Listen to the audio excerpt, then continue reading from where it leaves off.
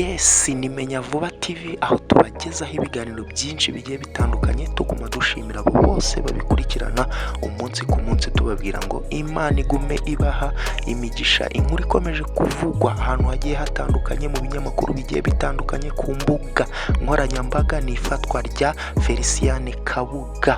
Indi nkuru rero cyangwa se andi makuru agenda avugwa mu myaka 26 yari amaze yihishahisha, Felicien Kabuga yaciye mu myanya y'intoki inzego z'umutekano n'ubutabera zitasibye kumuhiga bukware. Gusa buri gihe ku munota wa nyuma ntibikunde, bitewe n'abagiye bamukingira ikibaba, barimo na Patrick Karegeya wigeze kuyobora ubutasi bwo hanze. Kugeza kuri uyu wa 16 Gicurasi yari umwe mu bantu bashakishwaga ku isi ku buryo bukomeye, ndetse na Leta Zunze Ubumwe za Amerika zari zarashyizeho n'igihembo cya miliyoni 5 z'amadolari ku muntu wese watanga amakuru y'aho aherereye. Gushakishwa kwe byageze aho birenga n'imitekerereze ya muntu, hatangira kuvugwa inkuru utabonera ibisobanuro kubera uburyo yagiye acika habura gato ngo afatwe. Bamwe bageze naho babiteramo urwenya bavuga ko ngiye abashinzwe umutekano bagiye kumufata yihindura injangwe cyangwa inyoni akabaceremba nta n'umwe umuciye iryera. Ubu birasa naho ayo makerikeri ye yashize. Imwe mu nshuro yari agiye gufatwa ni mu 2010, maze nabwo akoresha ubutunzi bwe anyuze kuri Patrick Karegeya wari ukuriye ubutasi bwo hanze, aracika. Ni imikoranire yari yarahereye mbere ubwo Karegeya yafashaga abana ba Kabuga gusubizwa imitungo ya se. Muri 2011 ubushinjacyaha bw'u Rwanda bwavuze ko Colonel Patrick Karegeya yagize uruhare mu gusubiza imitungo abana ba Kabuga yari yarafatiriwe n'ubutabera.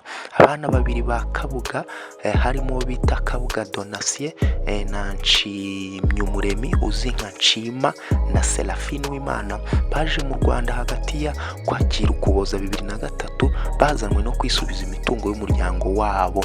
Icyo gihe bigizwemo uruhare na Karegeya, umukozi wari ushinzwe iby'umutekano muri ambasade y'u Rwanda mu Bubiligi Janvier Mabuye yasinyiye urwandiko abana ba Kabuga rubahesha uburenganzira ku mitungo ya se.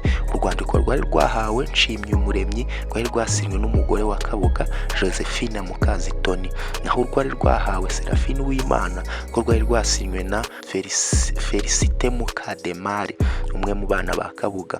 Uwari umuvugizi w'ubushinjacyaha Alain Mukarurinda icyo gihe yatangaje ko mu 2003 Karegeya yasubije abana ba Kabuga imitungo ya se irimo inzu ebyiri ziherereye mu mujyi wa Kigali, anabishyura amafaranga y'icumbi rya hoteli agera kuri miliyoni 5 z'u Rwanda. Mu mitungo bahawe icyo gihe harimo inyubako yegeranye na City Plaza mu mujyi rwagati, ndetse n'inyubako yakoreragamo banki y'abaturage ku Muhima. Izo nyubako zombi zari mu mazina ya Kabuga, hanyuma amasezerano y'ubukode yasinywe hagati y'abazikoreragamo na Donatien Nshimyumuremyi, anafungura konte muri Ecobank kugira ngo ubwishyu ariho buzajya bunyuzwa. Muri iyo minsi bamaze muri Kigali babaga muri Hotel de Mille Collines, hanyuma fagitire y'ibyo bakoresheje yari ifite nimero 105,620 yoherezwa mu rwego rw'igihugu rushinzwe iperereza ryo hanze kugira ngo yishyurwe. Amafaranga yarishyuwe ku wa 25 Gashyantare 2004 binyuze kuri sheke yari ifite nimero 43,899 yasinywe na Patrick Karegeya. Aba bana ba Kabuga kandi bagiye kuba muri Gorilla Hotel, nabwo fagitire yoherezwa mu rwego rw'igihugu rushinzwe iperereza ryo hanze kuri ya tariki nanone muri Gashyantare 2 irishyurwa kuri sheke nimero 46,692 yasinywe na Karegeya.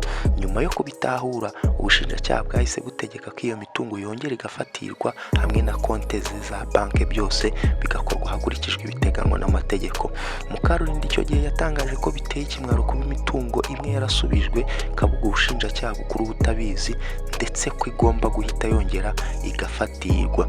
Mu Kwakira 2010 inzego z'igihugu cy'u Rwanda zashinje Karegeya kubangamira ibikorwa bya guverinoma ndetse n'umuryango mpuzamahanga bigamije guta muri yombi Felicien Kabuga. Wari umuvugizi w'igisirikare cy'u Rwanda Lieutenant Colonel Jules Rutaremara na General Richard Rutatina wari umujyanama wa Perezida Kagame mu by'umutekano bavuze uburyo Kabuga yahaye amafaranga Karegeya nk'inyishyu yo kuba yaramuburiye agacika muri Kenya. Ati igihe kimwe ubwo inzego z'umutekano zari hafi yo kugera kuri Kabuga muri Kenya, Karegeya yamumeneye ibanga gutoroka undi amuha amafaranga. Wari minisitiri w'ububanyi n'amahanga w'u Rwanda Louise Mushikiwabo nawe muri 2014 yabigarutseho avuga ko Karegeya yakoze nk'ushinzwe ubutasi bwo hanze y'igihugu ariko akaza guhunga nyuma y'ibikorwa bikomeye by'ubugambanyi. Ati icyo abantu benshi bazi nuko Karegeya yagambaniye igihugu arinda Felicien Kabuga, umwe mu bantu bakurikiranyweho jenoside ushakishwa cyane. Yavuze ko ubwo yahungaga byaje kugaragara ko yakoranaga n'umuryango wa Kabuga agamije kumufasha gukomeza gukwepa ko yaburanishwa, undi nawe akamuha amafaranga nk'ikiguzi cy'ubwo bufasha yabaga yamuhaye. Ni ubwo buryo Kabuga yabayeho mu myaka 26 ishize, umunsi ku wundi yishahisha agakoresha n'amafaranga yo gushaka bashobora gukomeza kumicikisha. Perezida Kagame mu mwaka wa 2019 yavuze uburyo Kabuga yaburiwe irengero burimo amayobera, ashimangira ko byagenda kose hari abantu bari kumufasha ku buryo ubutabera butamufata. Ati uko biri kose amayobera ari mu buryo yarigisemo, mu buryo akomeje kubura, bigaragaza ko afite ababimufashijemo ndetse hashobora kuba harimo n'uruhare rw'amahanga kugira ngo atazagera ubwo ahatirwa gutangaza ibyazi byose. Kabuga yagiye ahungira mu bihugu bitandukanye agerageza kwihisha ubutabera, ari nagakoresha amazina ataraye. Yabaye muri Kenya, muri Norvège, mu mujyi wa Oslo mu Budage, i Bruxelles mu Bubiligi ni Paris mu Bufaransa aho yafatiwe. Aho nguko rero ni Menya Vuba TV, aho tugenda tubagezaho inkuru zigiye zitandukanye, muhorana na Bukarif. Niba rero utarakora subscribe, kora subscribe, ukore no kunzogera iri ku ruhande kugira ngo utazajya ugumucikwa n'ibiganiro tukugezaho umunsi ku munsi. Reka tubonane mu yandi makuru.